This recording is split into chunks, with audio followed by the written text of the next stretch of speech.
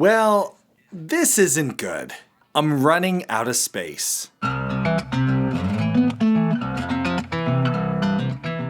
We've been trying to figure out how we're gonna get as much of our stuff as we can to Alaska. In just a couple weeks, I'm moving my family, my wife, my kids, my pets, and as much stuff as we can possibly fit.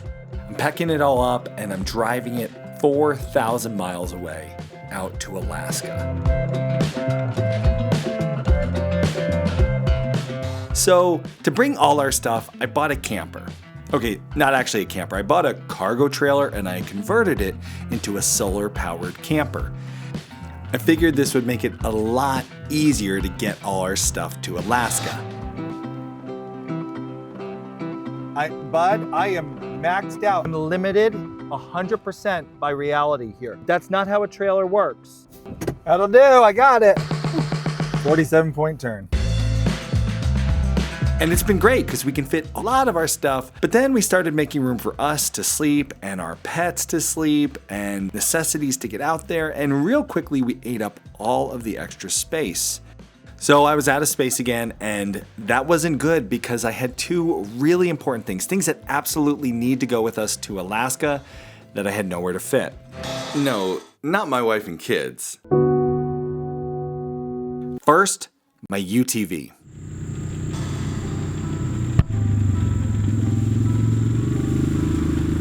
We really were hoping to be able to get our 6-seater UTV to Alaska, because when we're out getting firewood, dealing with snow removal, all kinds of different jobs on the homestead out there, we're gonna need that for. The other thing that we definitely cannot leave behind is our solar system. Okay, we got it. Everyone keeps asking me, what are you gonna do in the winter for power? What are you gonna do in the winter for power? We've been getting power boxes, portable power boxes, and little solar panels. This system is designed to light our cabin and run our energy even in the middle of winter. Through the low light of Alaska winter, we will still be able to hold power, absorb some light, and in the case of really, really bad dark weather, we can run a generator and recharge this puppy quick. This is the solar system going on the cabin, the real heavy-duty PV system, and it is brought to you by Santan Solar. And I'm so excited to get it there. But to get it there, we have a bit of a problem. Yeah, the UTV and the solar system need to go, but I had nowhere to put them. And that's when I got a call. Hello? Mom and Dad wanted to take the road trip out with us, and they were gonna bring a trailer that we could fill. Awesome. Would it fit the UTV and the solar system? It had better, otherwise we're gonna have to leave some of the cats in Pennsylvania. Okay, I'm just kidding. Kay would sooner leave me home than one of the cats. So for my sake, we thought it'd be a good idea if Dad would take the trailer, bring it down to the farm for the weekend, and see if we could fit everything, UTV, solar panels, on the trailer.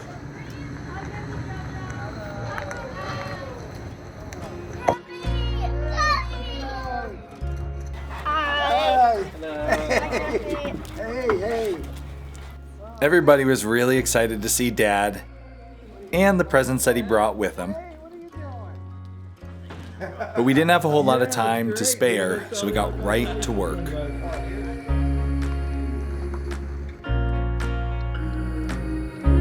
Yeah, that would be pretty awesome. We have been trying to get as much of our stuff as we can to Alaska, and the only way to get that there was with another trailer. So Dad showed up to save the day. We got a nice big trailer, and we're gonna rig this out to get our all-terrain vehicle out to Alaska, and also a lot more of our stuff. So we're gonna get cracking. Dad had a bunch of spare lumber from a previous project that he brought with him. This was fantastic. We were going to be able to frame up some racks to attach the solar panels to that would also act as a wall for this trailer to help us pack more stuff around the UTV. The first part of this project, we started building these rack/wall structures. Then we would test out to see if the UTV could fit within them. These ones are... I got 2x3s. 2x3s could work too. The plywood could be longer because it'll be screwed down here. So. Okay, now Dad is somebody who is very organized on the job site, and his work truck, since I was like 15 years old, everything is in the same place where it should be all the time. So I need a pair of gloves to pick up this OSB. Let's see if it's still in the same place it would have been 15 years ago. Bingo, gloves, right there, right where I expected. Latex gloves, wipes to clean your hands. So I'm gonna steal those right now. Right. And don't tell Dad I took them.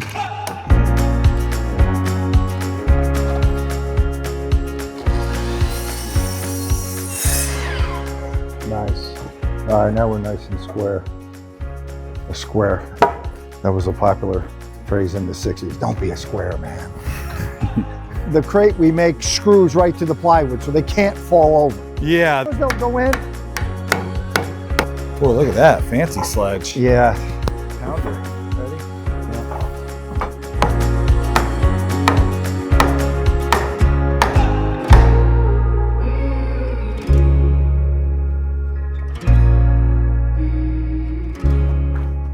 Where'd my old man pad go? Gotta get that. Oh, right here. I have a second old man pad. You want You've it? been holding out. It's a smaller one. So the real question is, are we having coffee break or not? Oh, yeah, definitely we need coffee. 10:30, a couple slices of cheesecake, and Maybe has to be a working break. oh man, a working break. Yeah, you got to keep moving. All right, we Keep moving. Okay, so I grew up working with my dad in his excavation company. It's where I learned all the construction skills that I have today. And I'm going to tell you something. We don't do working coffee breaks. You know, a working coffee break where you get your coffee, but you just keep working right on through. You don't have time to stop. That's not how it's done at my dad's job site. 10:30 comes, the coffee, the donuts, they arrive. We stop everything. My grandfather, who also worked at my dad's company, he referred to it as working like gentlemen. And it was some of my favorite memories on the job because we'd take 10 minutes and enjoy a coffee and laugh and tell stories. So if Dad says it's time for a working coffee break, that means it's a very, very important job, that it's extremely time sensitive. There's no room for error. Working coffee break. So this, packing up everything, going to Alaska, the clock ticking down. Yeah, this was no time for a working coffee break. No cheesecake coffee. Well, we can, I guess we can make it. Oh, coffee smells excellent. Coffee time. Is that going to make it on the camping trip? The drive out to Alaska is getting closer and closer, and we're all getting really excited. Coffee time. That's nice, stainless steel. You see, mug. we've done it before. Dad and I, we drove to Alaska together a couple of years ago, and that road trip was some of the best memories we've ever made. We both love Alaska, love road trips, love ice cream. Oh, they got the best breakfast, and they got good ice cream there too, right? There's a gas Yeah, station with yeah. ice cream. During coffee, Yeah. we sat down and we talked about our last drive out. We talked about our favorite places that we stopped to eat, That one took forever though. Yeah. Remember? and some places we didn't like. Sorry, we just ran out. Oh, you ordered lunch too? At one place we went that one afternoon, it was like a bar. You guys all ordered. You got your food. All right, where's my, oh, it's coming in 5 minutes, coming in 5 minutes. Who promised me 3 times it'll be right out. And I'm like, all right, well, how many times are you gonna lie to me? You know? There's some awesome family stories that came from that last I trip. left without eating. Probably the most fun one being when me and my uncle both got food poisoning. We're running through that music shop.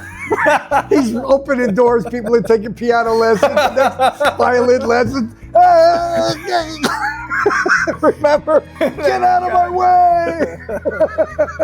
Telling the old stories about our trip out to Alaska got us thinking about this upcoming trip and the path that we were going to take.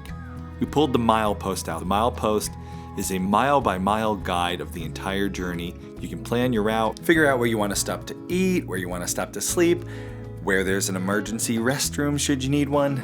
We paged through, we talked about where we were going to head. Mostly it was just a chance for me, my son, and my dad to just get excited about what is coming. Another epic journey across the country, hopefully with some great stories. It's fine. No way. It's absolutely fine. There's nothing wrong with it. Can work another day. All right, let's go. And some great meals, and no food poisoning. But I guess that remains to be seen, and if you want to make sure you don't miss that trip, hit that subscribe button. We're leaving soon. Speaking of leaving soon, we gotta get this trailer finished. Coffee break was over. It was back to work.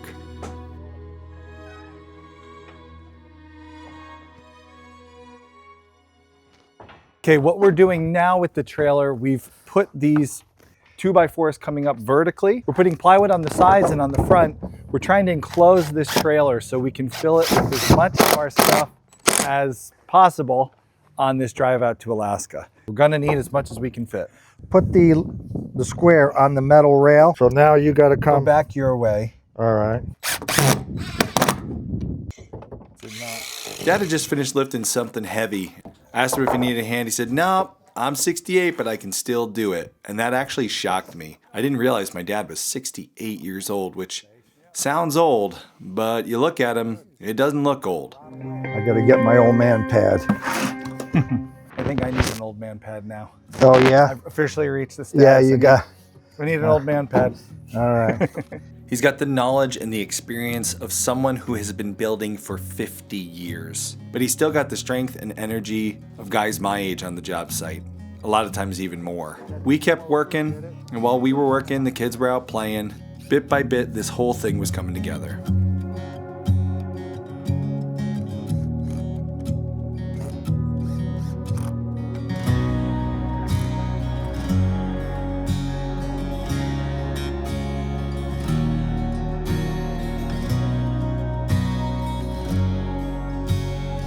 We've got our whole box all attached, secured, ready.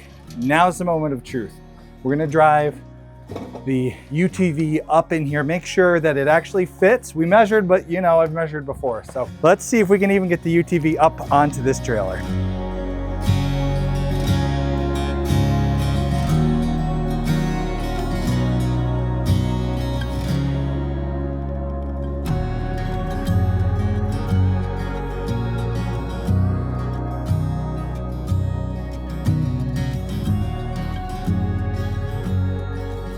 We were just able to squeeze that UTV onto the trailer and still have a little bit of extra room, which is good because remember, we have to get the UTV to Alaska and one more very important thing. We're gonna get the solar panels and the batteries all on the trailer now. To build the frames and the cases and everything for that, we gotta get the UTV back off. So I'm gonna pull the UTV off and then we're gonna build all the frames and put everything up there, and then we can pull it back on and everything should fit just perfect. This is tight, there's not a lot of extra room here, so we gotta get it just right and then thread the needle and get everything on without breaking anything, so it should be fun. Real good. Come slow. Keep her straight. You can fill those seats if you have doors. Yeah, there's a lot of stuff. Okay, so the first goal that we had for today was to build the box around it, get the UTV up in it. So the second goal that we had for this trailer was we are bringing our solar system. Okay, this is the batteries. This is going to take a lot of space right up front. We have partnered with Santan Solar. They have provided us with an awesome PV array, battery bank, everything you need to run whatever we need in the cabin. And we'll have a link below to Santan Solar and our solar system. So what we have to do now is we actually have to unbox. They shipped this to me. This is my battery bank. Those are my solar panels. We got to unfortunately take it all apart because it won't fit like this on the trailer, but we're hoping we can kind of play a little bit of solar panel Tetris today and make everything fit. So let's see, because if I can't fit all this, anybody out there want to drive to Alaska with a trailer in our caravan? Well, here's $100. But it's burned up. It's been on the farm. It got Oh burned man, up. you wasted $100. Yeah, burned up. Oh jeez. All right, burning through money. That's what farmers do. Farming.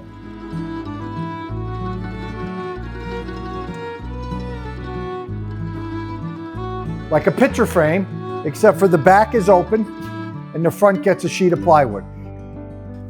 The solar panels were shipped to my farm in a pile like you see here, stacked horizontally. And that works when you're driving on normal roads and your shipment's coming in a big truck with a good suspension system. We are not driving on normal roads, and these solar panels, they're gonna be on this trailer. So we needed to find a way to get the panels all the way to Alaska vertically, not horizontally.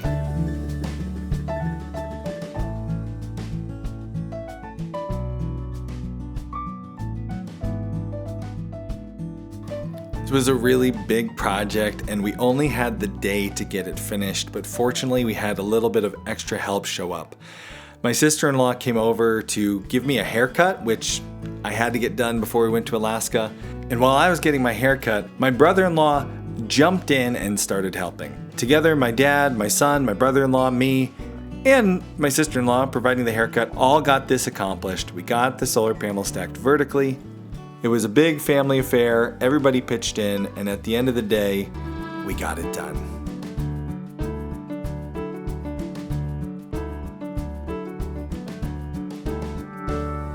So the goal today was to get the 6-seater up in here and make sure that it is gonna work in this space. All right, I We think did. this one was mine. We got the walls up, and the other goal, all the solar panels mounted vertically, not horizontally. So awesome day today. We got a ton done. It's been a long day. Oh man. I worked with my dad for close to 20 years, and I loved working with him. It was some of the best years of my life. I learned so much from him, and honestly, most days on the job we just had a lot of fun. So much in our life is changing right now. We're gonna be moving 4,000 miles away from everything we know. Everything we're used to, it's gonna be different. And it's exciting, but that much change, it's also scary. And so, with so much changing in our life, it's nice to know that some things are gonna stay the same. If I'm building something, Dad's gonna be there to help me. Mid-morning, we're gonna stop and we're gonna enjoy a cup of coffee and laughing, telling good stories. And at the end of the day, with a job well done. So awesome day today. We got a ton done. It's been a long day. Oh, and, man. Both tired and ready to go Yeah. get ice cream.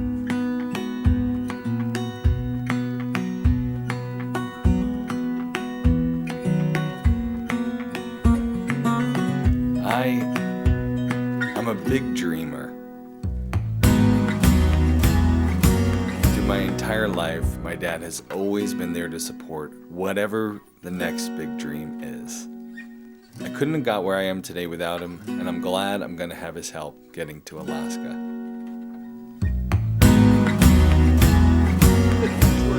Toward the camera.